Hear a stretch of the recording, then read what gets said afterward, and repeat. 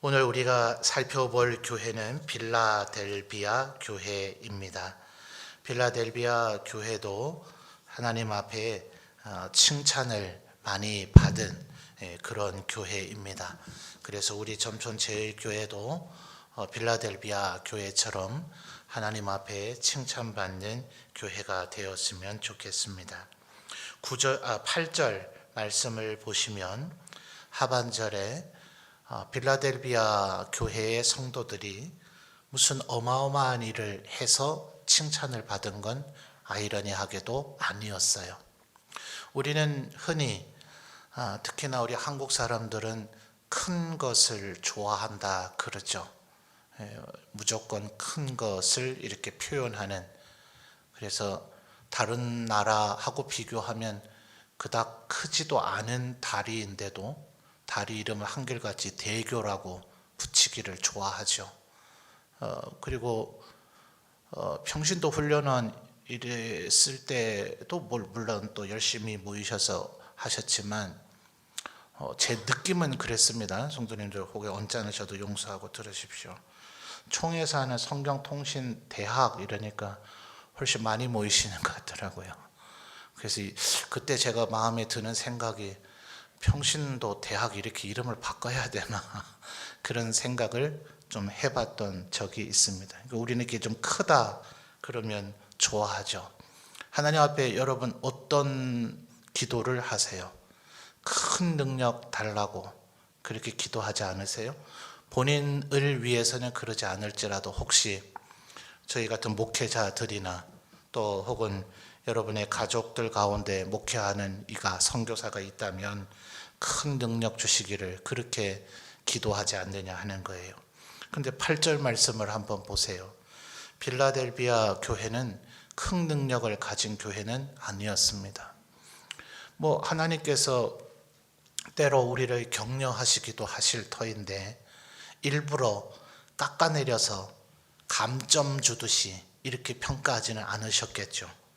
분명히 8절 중반절에 네가 작은 능력을 가지고서도 이렇게 얘기한 것을 보면 객관적으로 볼 때 빌라델비아 교회는 조금 연약해 보였던 것 같아요.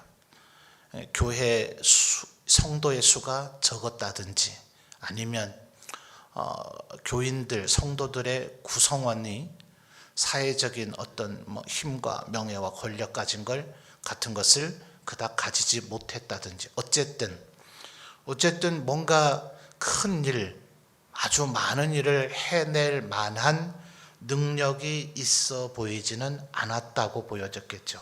그래서 네가 작은 능력을 가지고서도 그랬잖아요.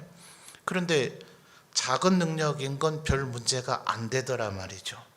작은 능력을 가지고서도 내 말을 지키며 하나님의 말씀을 지키고 순종하는 것은 실상은 그렇게 큰 능력이 필요하진 않아요. 큰 능력은 도대체 왜 필요할까요? 어쩌면 우리는 뭔가 남들과 비교해서 과시하고 싶은 많은 업적을 남기고 싶어서 그렇지 않을까요? 혹시 그 마음이 정말 하나님 앞에 온전하고 순수하기만 한 마음일까요? 그 마음에 혹시 나를 드높이고 뽐내고 싶은 그런 교만한 마음이 깃들어서이지는 않을까요? 그러니까 이 내면의 생각은 하나님만 아실 겁니다. 우린 잘 모를 거예요. 그냥 주의 영광과 주님의 말씀에 순종하고 하나님께서 우리에게 명하신 대로 살아야 되니 그것이 너무나 좋으니 또 우리의 마땅한 본분이고 사명이니 그렇게 열심히 살다 보니 뭔가 큰 일을 이루었을 수 있어요. 그렇게 된 것과 애초부터 큰 것을 원한 것은 본질적으로 다르겠죠. 그러니 지금 8절 말씀에서 하나님께서 우리에게 주시고자 하는 것은 자꾸 뭔가 많은 힘, 파워를 가지려고 그걸 소원하지 마라. 뭐 내게 돈이 많았다면, 우리 교회 예배당이 훨씬 더 컸다면 더 많은 사람이 예배드릴 수 있었을 텐데, 뭐 이런 생각.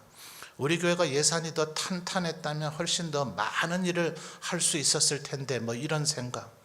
우리 교회 성도의 수가 더 많았다면 우리들이 더 많은 일을 할 수 있었을 텐데, 그냥 하다 보면 그렇게 될 수도 있어요.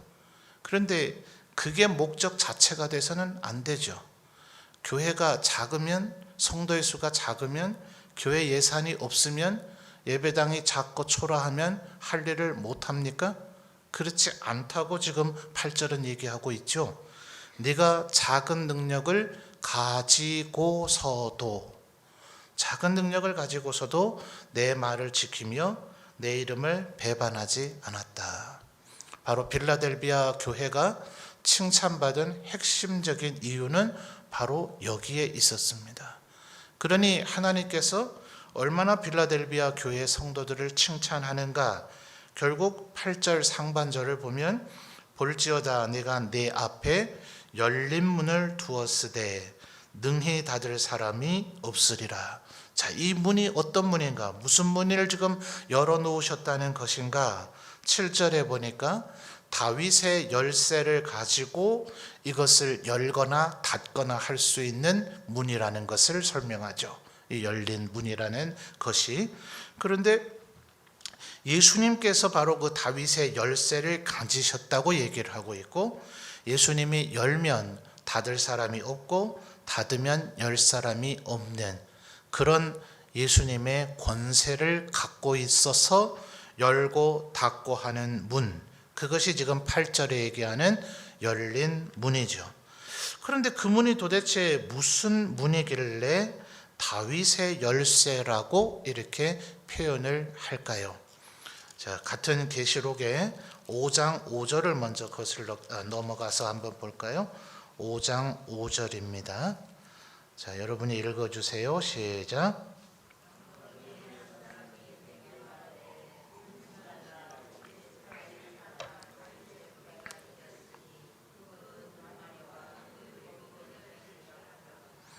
아멘.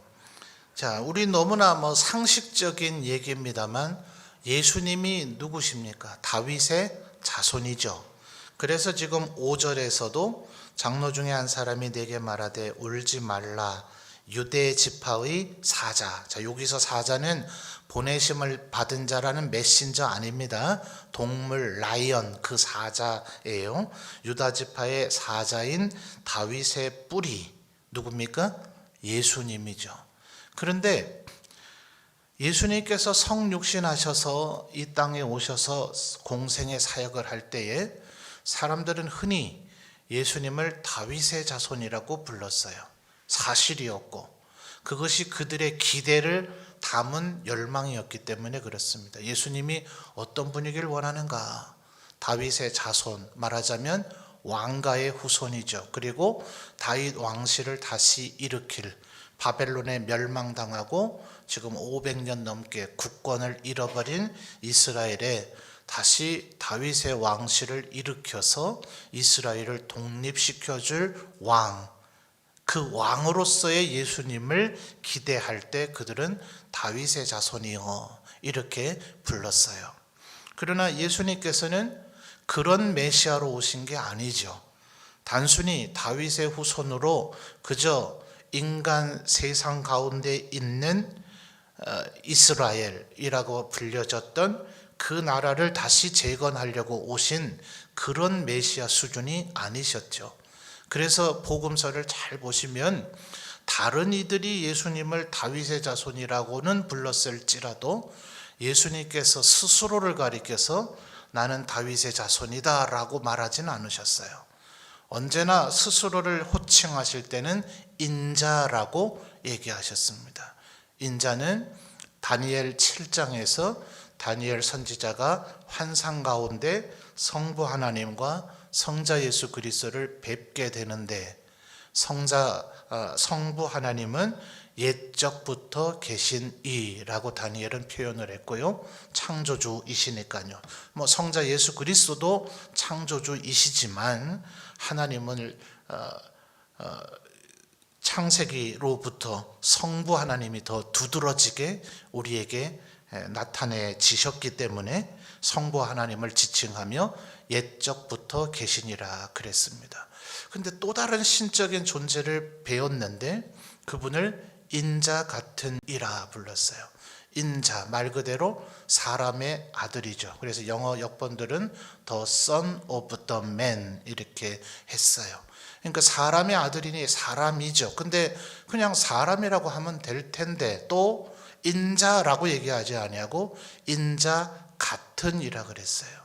분명히 신은 신인데 우리 사람과 너무나 친숙하게 보여지는 분이라는 가장 기초적인 의미는 그래요. 그러나 인자라고 하는 그 말 하나에 대한 의미를 김세윤이라고 하는 신학자께서 우리 한국인이신데 아주 전 세계가 인정하는 학자 중에 한 분이죠. 논문을 독일어로 써서 그걸 오히려 우리 한국인들이 잘 읽도록 한국어로 번역해야 되는 그런 수준의 분이십니다.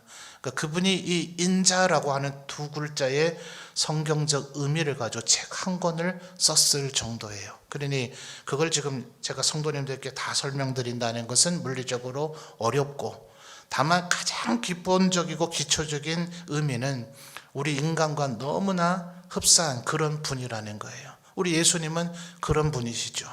우리를 구원하기 위해서 스스로 인간이 되신 분, 그러니 인자 중에 인자이시죠. 이 다니엘 7장에서 다니엘 선지자가 봤을 때는 아직 성육신, 인카네이션 하지 않았으니 인자 같으니라 말할 수밖에 없었지만 성육신 하셔서 마리아의 배를, 동정녀의 그 배를 빌려서 태어나신 예수님은 이제 스스로를 나는 인자다, 너희와 똑같은 사람이다, 너희를 위해서 온 구주다 이렇게 스스로를 선언하셨어요. 그러니 예수님께서 스스로를 인자라고 말할 때마다 그 호칭 자체가 우리에게 얼마나 은혜가 됩니까? 우리를 만드신 하나님께서 나는 너희와 똑같은 사람이다 이렇게 말씀하시는 것과 같기 때문에 그래요. 그런데 지금 7절에서는 그 얘기를 안 하죠. 다른 이들이 예수님을 호칭했던 그 차원의 문제가 아니라 그 예수님은 인간만이 아니시라, 그분은 근본 하나님의 본체시죠. 바로 지금 7절은 예수님의 하나님 되심을 가장 강조하는 것, 그것이 다윗의 열쇠죠. 그리고 그 열쇠의 특징은 7절 하반절에 열면 닫을 사람이 없고 닫으면 열 사람이 없는 그런 열쇠인데, 이것은 마태복음 16장에서 베드로가 예수님께서 너희는 나를 누구라 하느냐 할 때 주는 그리스도시요 살아계신 하나님의 아들이십니다 라고 하니 하나님께서 뭐라 하셨습니까?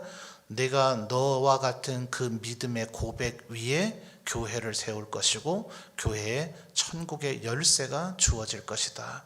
바로 이 다윗의 열쇠는 그 천국의 열쇠의 다른 말이 아닌 같은 말입니다. 또 다른 각도에서는 1장 18절 계시록입니다. 계시록 1장 18절로 거슬러 가서 보죠. 1장 18절입니다. 자, 여러분 읽어주세요. 시작.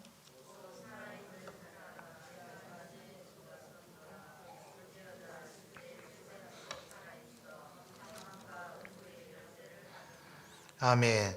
자, 요 부분도 13절부터를 보면 촛대 사이에 누가 나타나셨어요?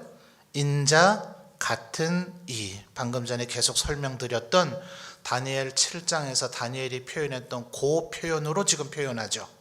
이것은 지금 예수님이 성육신 했을 때의 예수님의 상태가 아닌 승천하셔서 하나님 보좌 우편에 하나님의 하나님 되심으로 완전히 복귀된 그 모습을 지금 요한 사도가 보고 있기 때문이죠. 그러니까 인자 같으니 이시지 이제는 더 이상 사람이 아니시죠. 우리에게 너무나 친숙한 인간이 되고자 하셨던 하나님이시지만 그분은 하나님이신지라 지금 또다시 다니엘 7장의 표현으로 표현해서 13절에 촛대 사이에 인자 같은 이라고 설명하면서 지금 18절 20절까지 계속 예수님에 대한 설명인데 18절 하반절에서는 예수님을 뭐라고 설명했죠? 사망과 음부의 열쇠를 가졌다. 자, 그러니 이 다윗의 열쇠가 이와 같이 아주 깊은 의미를 갖고 있죠. 천국으로 가는 열쇠이고, 또 이것을 열어주시면 천국으로 가는 것이고, 닫아버리면 어떻게 된다는 거예요? 사망과 음부로 가게 되는 그 권세, 그것이 예수님에게 달려 있는데, 지금 8절에 뭐라 그러셨죠? 내 앞에 열린 문을 두겠다. 왜요? 8절 하반절에 어쨌어요? 네가 작은 능력을 가지고서도 내 말을 지키며 내 이름을 배반하지 않았기 때문에. 자, 그러니 큰 능력 너무 원할 필요 없죠? 작은 능력이라도 중요한 건 능력의 많고 적음이 아니라 뭐가 중요한 것이에요? 순종이 중요한 거죠. 주님의 말씀에 순종했느냐. 청년들을 과거에 제가 부교육자 시절에 아무래도 사람마다 조금 차이는 있습니다만 평균적으로 볼 때는 청년들이 가장 조금 어려운 거를 이렇게 수용해내고 배우고자 하는 배움의 어떤 능력도 갖춰져 있고 좀 배우고자 하는 의지도 좀 많죠.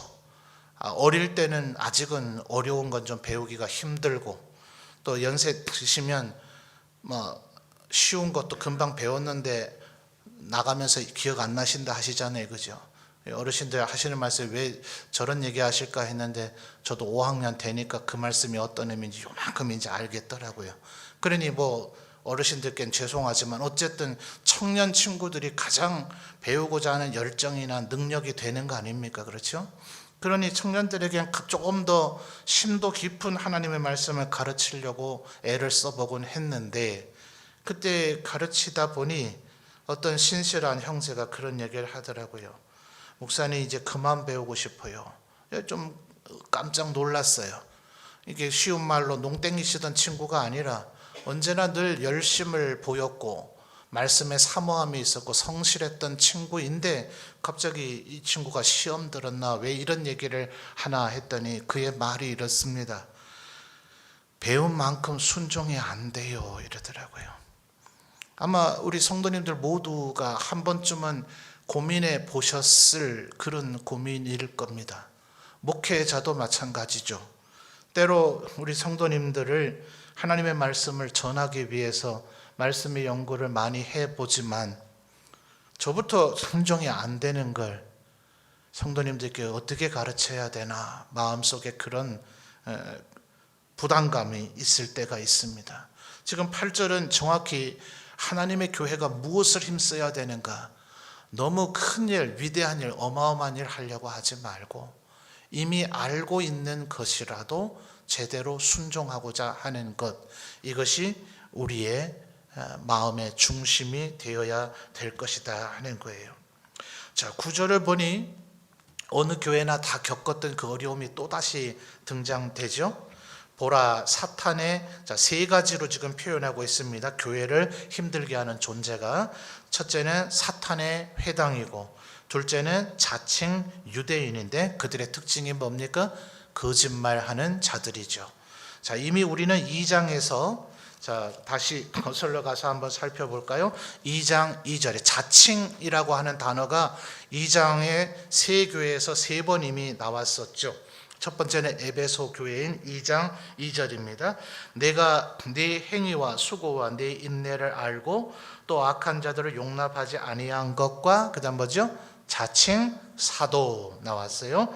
자, 9절 서머나 교회 얘기됐던 것이 오늘 빌라델비아 교회와 거의 흡사하죠. 9절, 2장 9절입니다. 내가 네 환난과 궁핍을 알거니와 실상은 네가 부요한 자니라. 뭐예요? 자칭 유대인이라 하는 자들의 비방도 알거니와 실상은 유대인이 아니요. 여기서도 그렇게 불렀네요. 뭐라고요? 실상은 사탄의 회당이다. 지금 우리 읽었던 3장 9절에서는 순서가 바뀌었을 뿐 사탄의 회당 곧 자칭 유대인 이렇게 나오고 있죠. 자, 세 번째는 어디였습니까? 2장 20절을 보시면 그러나 두아디라 교회였죠. 그러나 내가 책망할 일이 있노라, 내게 책망할 일이 있노라, 자칭 선지자라 하는 여자 이세벨. 자, 자칭 사도, 자칭 선지자, 자칭 유대인, 참 어렵죠. 이렇게 가짜이고 거짓말인데 진짜 박사보다 자칭 박사가 더 똑똑해 보일 때가 있어요.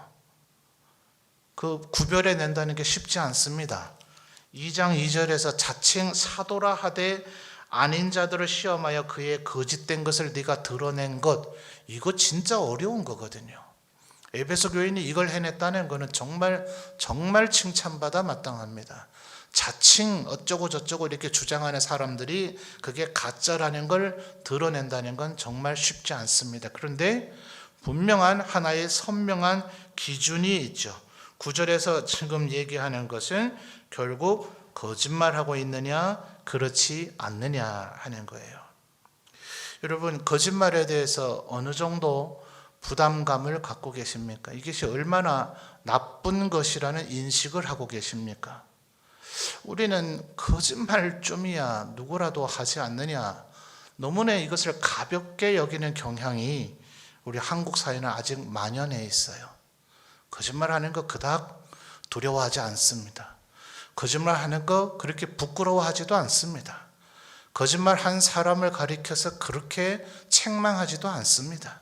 그저 웃고 지나갈 그 정도 수준밖에 안 됩니다. 그런데 그렇게 만만히 여기시면 안 돼요. 14장 5절로 가볼까요? 계시록 14장 5절입니다.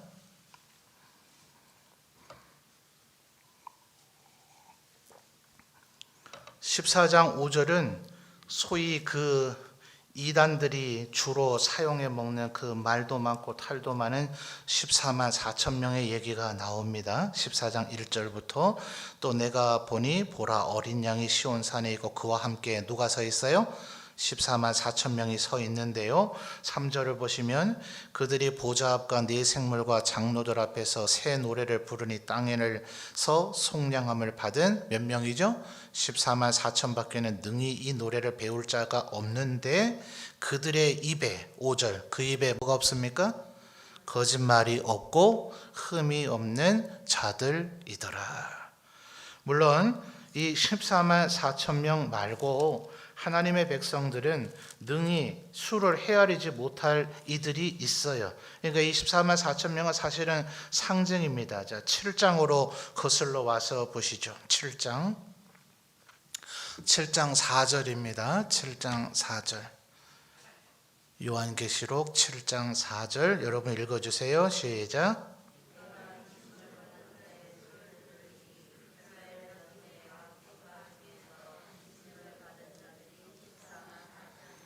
자, 여기서 이제 처음 나오는 거죠. 요한계시록에 14만 4천 명이, 그리고 5절부터 8절까지 그 14만 4천 명이 어느 지파가 12,000명씩인지를 쭉 설명하고 나서 9절을 읽어주세요. 그러니까 4절이 중요한 게 아니라 9절이 더 중요합니다. 7장 9절 시작.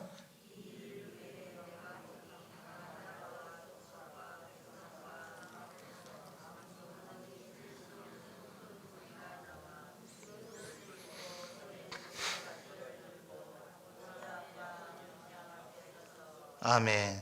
자, 그러니 하나님 나라의 천국에 있는 하나님의 백성의 숫자는 14만 4천 명이에요? 그거보다 훨씬 많아요? 훨씬 많아요. 9절에 보니 아무도 능히 셀 수 없는 큰 무리예요. 그러니까 이단들이 단골로 써먹는 게 4절이거든요. 너는 14만 4천 명에 들어갈 수 있느냐? 그 준비를 했느냐? 그런 교회에 소속돼 있어가지고 14만 4천 명의 일원이 되겠느냐? 이러면서 우리한테 와야 될까 말까 하다 이렇게 꼬드겨 간단 말이에요. 그러면 그들에게 너 요한계시록 7장 4절 보고 그 소리 하는 거지? 너 4절까지만 읽고 9절은 안 읽었지? 이 바보야, 이렇게 얘기하세요. 그러면 아마 찍소리 못하고 뒤돌아서 갈 겁니다. 그런데 어쨌든 14만 4천 명은 이 9절에 얘기하는 아무도 능히 셀 수 없는 큰 무리인 하나님의 백성을 대표하는 상징수인데, 그 상징수를 지금 15장 아까 우리 몇 절이었죠? 14장 5절에서는 특징이 뭐라 그랬어요? 그 입에 뭐가 없어야 됩니까? 거짓말이 없고 라고 얘기하고 있고, 반대적으로는 21장 8절로 가보죠. 똑같은 계시록이에요. 21장 8절.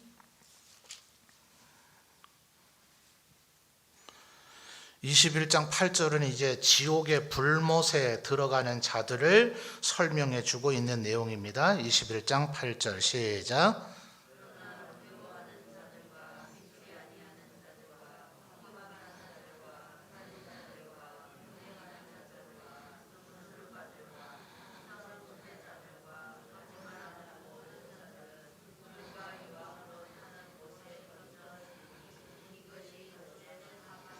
아멘.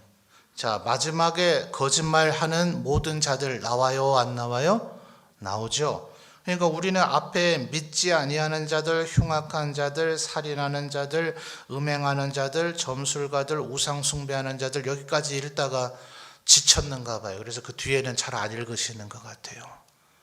거짓말하는 것이 하나님을 믿지 않는 것과 동등한 죄악으로 취급되고 있다는 것을 기억하셔야 됩니다. 차라리 입을 다무세요. 거짓말 할 수밖에 없을 상황일 것 같으면 내가 말 안 하겠다는데 누가 어쩔 거예요. 말 안 한 것에 대해서 책임을 물을 수는 없어요. 거짓말 하기보다는 차라리 입을 다물고 아무 말을 안 하시는 것이 그것이 더 지혜로운 행동일 수 있을 겁니다. 자, 9절로 돌아와 보죠. 3장 9절. 자, 이게 왜 이렇게 설명을 하느냐 하면 3장 9절을 잘 보세요. 보라, 사탄의 회당 곧 자칭 유대인이라 하나 그렇지 아니하고 거짓말하는 주들 중에서 얼마가요? 며칠 내게 주어 그들로 와서 네 발 앞에 절하게 하고 내가 너를 사랑하는 줄을 알게 하리라. 자, 전에도 비슷한 표현을 가지고 제가 설명드렸습니다만 며칠 내게 주어, 며칠이라고 하는 정확한 수치로 지금 얘기해 주지 않고 불분명한 수치로 얘기하고 있으니 이 몇이라고 하는 이 표현이 숫자로 얘기하면 얼마 정도 될까요?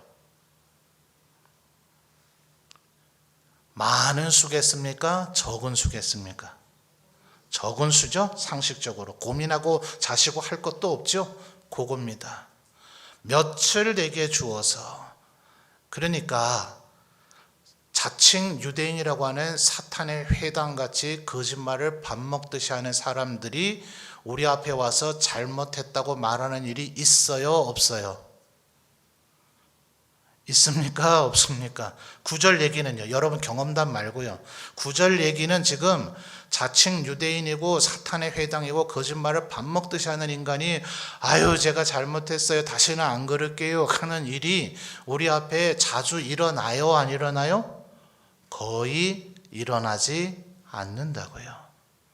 그런데 이러니까 우리가 하나님 말씀대로 살면 뭐해, 거짓말하는 인간들이 더 잘 되는 걸, 저들은 거짓말했다고 스스로 인정도 않고 수치스러움도 없고 회개하지도 않고 그로 인해서 벌받지도 않고 더 잘 되고 괜히 나만 정직하게 살았다가 오히려 내가 고생을 더 하는 걸 이렇게 여기지 말라는 거예요.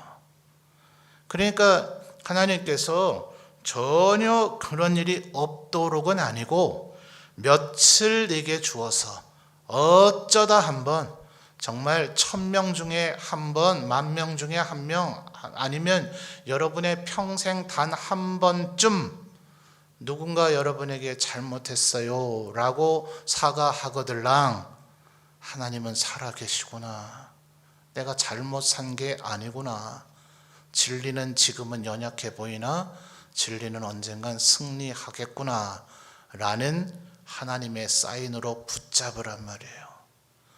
아니 이 땅에서 늘 정의가 이길 것 같으면, 하나님의 의로움이 이길 것 같으면 그런 일을 누구라도 매일같이 보면 그러면 다 하나님 믿게요. 다 그렇게 살게요. 아이고 그렇지 저래야지 멋지다, 의롭게 살고 정직하게 살고 바르게 사니 모두가 굴복하네, 그런 것을 매일같이 보게 된다면 모르겠네요. 그래도 정신 나가서 그렇게 안 살고 지옥 갈 인간들이 있으려는가 모르지만 그렇게만 되어진다면 어지간한 사람은 다 그렇게 살려고 안 하겠습니까? 이 세상에서 칭찬도 받고 존경도 받고 영광도 받는데 당연히 그래 해야 되죠. 속으로는 막 악한 생각이 가득하더라도 일부러라도 그런 척이라도 하겠네요. 그런 대우를 받고 싶어서라도. 이게 하나님의 시험이란 말입니다. 그러니까 10절 보세요. 10절.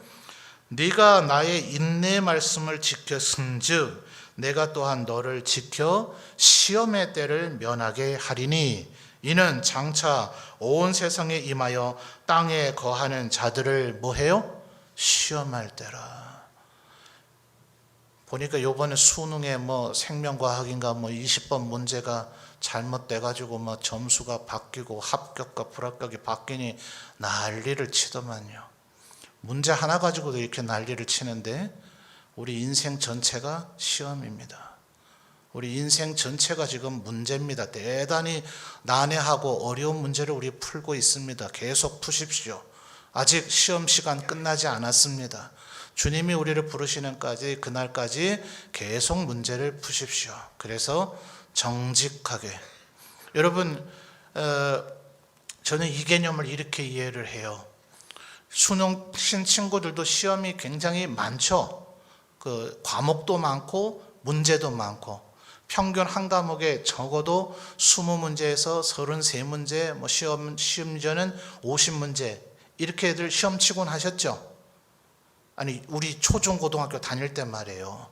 100점짜리 한 과목인데 어떤 건 20문제도 있고 25문제도 있고 33문제도 있고 또 50문제도 있고 이렇지 않았어요? 2점짜리 50문제 풀어야 겨우 100점 맞추고.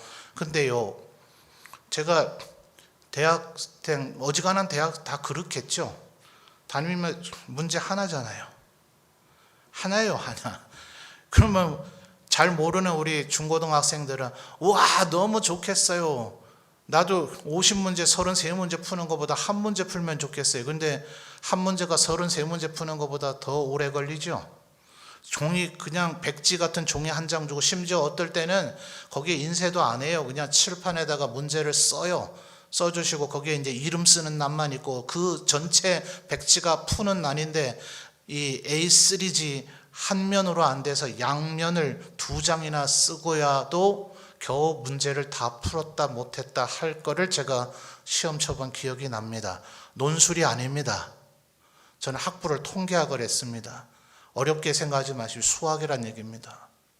한 문제가 A3 4페이지를 풀어야 답이 나올까 말까입니다. 우리 인생이 겨우 그 정도 수준이겠어요? 여러분 우리 지금 시험 치고 있는 겁니다. 정직하십니까? 거짓말하지 않고 계십니까? 하나님의 말씀의 순종과 정직함은 전혀 별개일 거라고 생각하십니까? 그렇지 않잖아요. 내 앞에 우상을 두지 마라. 우상을 섬기지 마라. 내 이름을 망령되이 일컫지 마라. 이것은 전부 다 기본이 정직입니다. 정직. 하나님만이 신이시니 다른 신을 신이라고 하는 거짓말을 하지 말라는 거죠. 하나님만이 신이시니 다른 신을 숭배할 생각하지 말라는 거죠. 그 유일하신 하나님의 이름을 함부로 일컬으려는 그런 거짓 언사를 할 생각을 하지 말라는 거죠. 물론 구계명에서 거짓 증언하지 말라고 분명히 적시하고 있으시기도 하죠. 그러니 우리는 거짓말하지 말아야 됩니다. 실제로는 살인하지 마는 것도 간음하지 않는 것도 도둑질하지 않는 것도 결국은 그 대상에 대한 속임입니다. 도둑질, 속임이죠. 살인, 그 사람에 대한 내 감정을 속인 것입니다. 그러니까 십계명의 가장 기본 베이스는 거짓말이냐 정직이냐. 요한복음 8장에서도 주님 얘기하셨죠. 너희는 아브라함의 자손이 맞느냐. 진리가 너희를 자유케 하리라 하니 유대인이 발끈해가지고 우리가 아브라함의 자손이라 종된 적이 없거늘 아주 거짓말을 하죠. 아브라함의 자손이 400년 동안 애굽에서 종노릇 했고 마지막 바벨론에 멸망당한 예수님 올 때까지 지금 500년 넘게 종노릇 하고 있으면서 무슨 종된 적이 없다고 그래요. 그런데 예수님 그러시죠. 너희들이 정말 아브라함의 자손이라면 아브라함처럼 굴어야 될 것이다. 아브라함은 내 앞에서 그렇게 한 적이 없다. 너희는 거짓말하는 걸 보니 거짓말하는 마귀의 자손과 같다. 그러니까 네가 나이가 몇 살인데 아브라함이 네 앞에서 정직하게 했다고 하느냐. 예수님 말씀을 전혀 알아듣지 못하고 그분이 누군지를 알지 못하니 발끈하는데 어쨌든 예수님의 논지의 핵심은 뭐라는 거예요? 아브라함과 아브라함의 자손된 하나님의 백성들은 마귀 사탄과 같이 거짓말하는 영역에 머물러 있을 수 없다. 내 말에 순종하는 것, 하나님의 말씀에 순종하는 것, 적은 능력일지라도 내 말을 지키며 나를, 자 8절 하반절을 보세요. 내 이름을 뭐 하지 않아요? 내 이름을 8절 다시 거슬러 가서 보십시오. 하반절에 네가 작은 능력을 가지고서도 내 말을 지키며 내 이름을, 그 다음 뭡니까? 배반이죠. 배반의 다른 말은 배신인데요, 신념 혹은 신앙, 신의를 반하는 행동입니다. 그게 배반이죠. 결국 거짓말입니다.